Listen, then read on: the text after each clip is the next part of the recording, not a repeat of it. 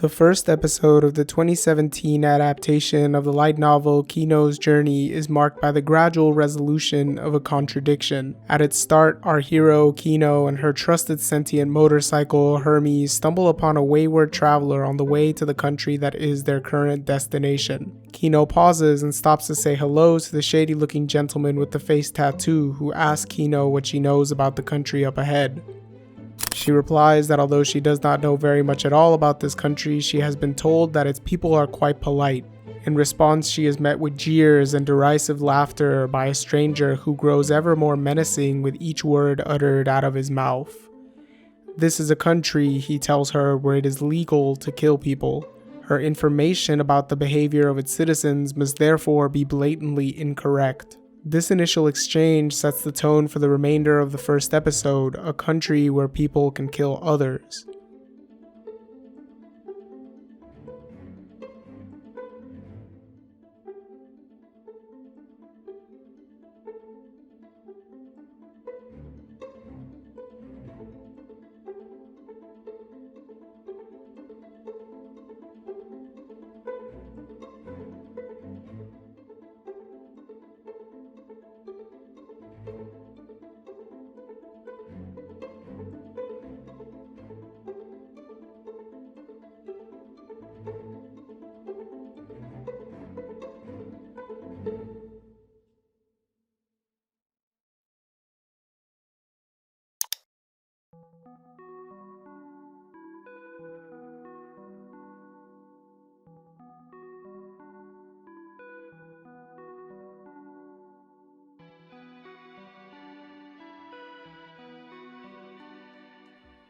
A mood of placid serenity that is reflected in the nearby pleasant greenery thus becomes undergirded and undermined by an uneasy atmosphere where danger is said to lie around every corner.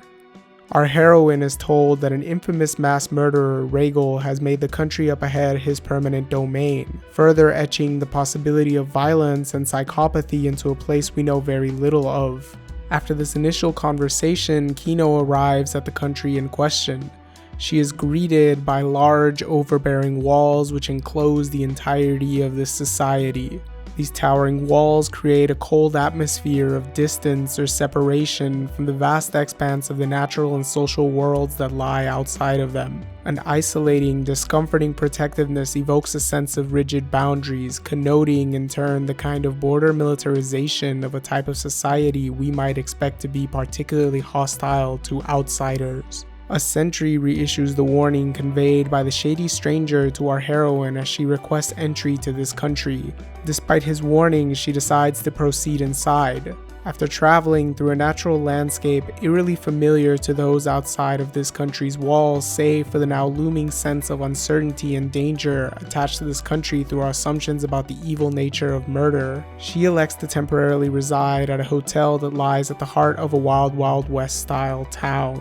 After a long day spent traveling and observing the surprisingly peaceful interactions of this country's people, Kino prepares herself for bed. She, like us, is puzzled by the incongruity between her first impression of this country's people and the anarchic mythos surrounding it, by the disjunction between its genteel citizens and the lawlessness of its spaghetti western reputation and aesthetic. That night she decides to go to sleep with a gun pressed to her chest, preparing herself for the violent confrontation we might expect to take place at any moment in this supposedly Hobbesian nightmare world where a war of all against all appears to be legally sanctioned. Instead, Kino awakes, unharmed and unbothered the next morning.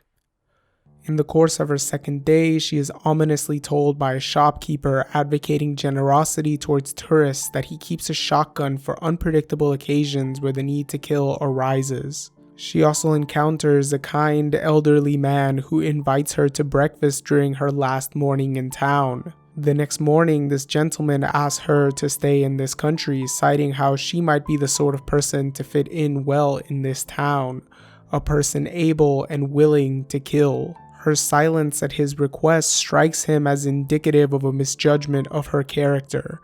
Suddenly, the shady-looking gentleman from earlier barges onto the scene, threatening to kill our heroine for her earlier decision to not help him carry his possessions into town.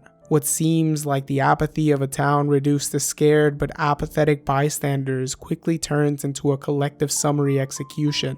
A sense of socially necessary bloodlust descends upon this individual.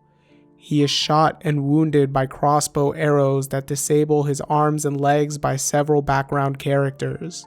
The shopkeeper and other townsfolk ritualistically ensnare this rogue actor in a cordon of human bodies. The scene culminates by revealing that the old man from earlier is in fact the infamous Regal, who soon after drives a blade through the heart of this individual deemed a threat to this community of benevolent, cold-blooded killers.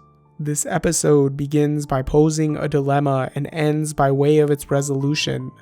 What would a town made up of killers look like?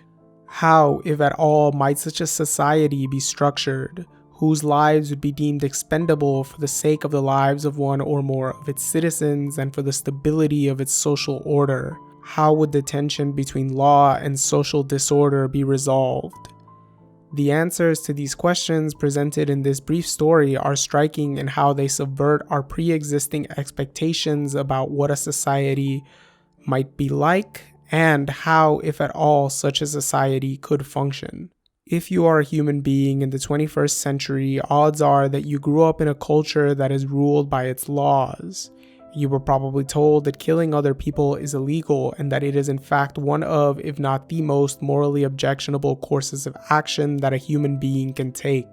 Murder, you were told, is criminalized to deter and punish those who kill. Murder, we are told from an early age in our modern societies, merits legal punishment in the form of long-term incarceration or the death penalty. And yet, as a recent Gallup poll finding that 54% of Americans still think the death penalty is morally acceptable would seem to imply, many of us were probably also told by our parents, family members, teachers, or by the media that there are certain instances where killing another human being is justified.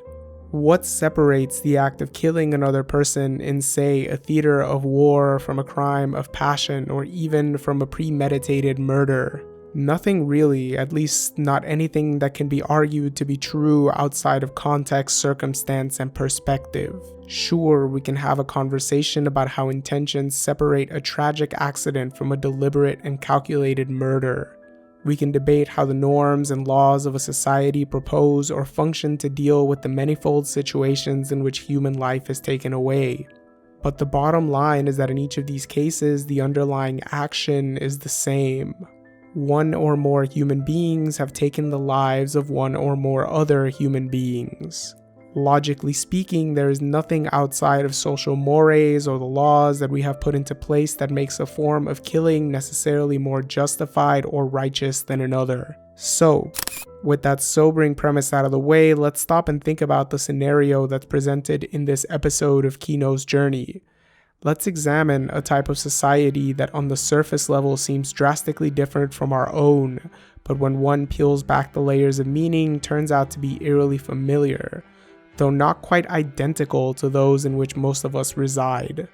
In other words, let's take a critical look at a society where one form of killing is an established norm, but a different form of killing is deemed aberrant, criminal, and worthy of stringent and draconian castigation. But let us also consider a society where honor rather than law functions as the primary mechanism of moral adjudication.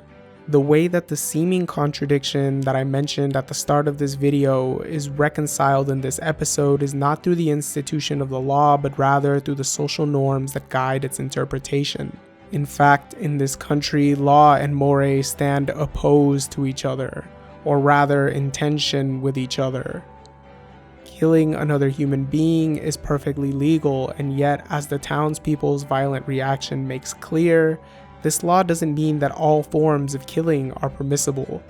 As we are led to believe through Kino's second encounter with a traveler aiming to settle in this country at the end of the episode, those who have chosen to live in this country fall roughly into two camps. We have those, like the gentleman from earlier, who view the law exactly for what it is, a set of arbitrary codes of conduct forcefully imposed by some upon others. Then we have those who, through their experiences with a sort of authoritarian anarchism, above all else seek respite from a Hobbesian war of wills where no one is safe, people are forced to kill to survive, and life is nasty, brutish, and short. We are led to believe by this second encounter, closing the narrative loop of this episode, that the country in question is composed primarily, if not entirely, of the latter sort of person. These are people who are willing and able to kill not out of a desire to aesthetically impose their will upon the world and upon others, to establish, as it were, their will as the law of the land, but rather because they understand the corrosiveness that such a moral stance inevitably introduces into the social order. These people have made the compromise to kill only in as much as it is necessary to protect their lives as well as the lives of other community members. To do so, they've neutered the ability of the law to distinguish between permissible and impermissible forms of killing and replaced it with an honor-based system of killing. What do I mean by that? Honor is the idea that a bond exists between an individual and society as a quality of that person. That bond is, in turn, acquired and practiced through social teaching and in an individual's personal ethos. Honor tends to manifest as adherence to a given code of conduct that can entail any moral trait or quality on whose basis worthiness or respectability are meted out in a way that affects the social standing and self-evaluation of the members of a society. In honor-based societies, individuals are assigned worth and stature based on the harmony of their actions with a specific code of honor and the moral code of society at large. Dissonance is therefore punished, and that's precisely what happens in the second to last scene of this episode. The murderous intent of the shady-looking gentleman from earlier is deemed dishonorable by Rhaegal and the townspeople, and just as easily as he's welcomed into this town, he is marked as a threat that must be eliminated for the sake of the community. His actions are deemed immoral, and in the same breath as he ponders how this can be so in a country where murder is legal, he is told by Rhaegal that such legality exists precisely for this sort of exception. In a town full of people who regret having had to kill in their previous lives, communal murder is deemed culturally acceptable and even honorable, whereas egoistic murder is not.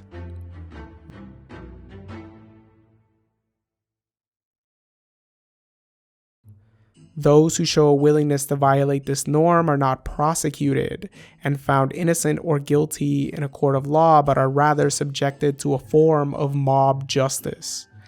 Their dishonor becomes a stain or a blight at the very heart of the community that must be cleansed or purged by any means necessary, including the spectacle of ritualistic sacrifice. At first glance, the kind of society presented in a place where people can kill others may strike our modern sensibilities as strange, cruel, or shocking.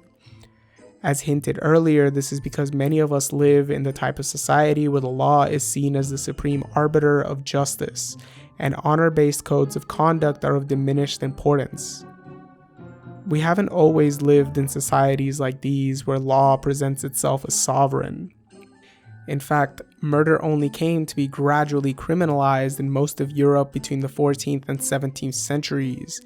In that historical context, there was a gradual shift away from blood feuds justified through appeals to honor and ended through interpersonal ceremonies of reconciliation. As the modern state took hold, so the story goes, courts replaced revenge, and cultures of law gradually overtook cultures of honor. Today, most of us live in a culture of law. This, of course, doesn't mean that honor-based codes of conduct aren't present in our societies. Many of us have at one point or another been pushed to comply with one or another honor code, whether it be at school, at work, or in the military.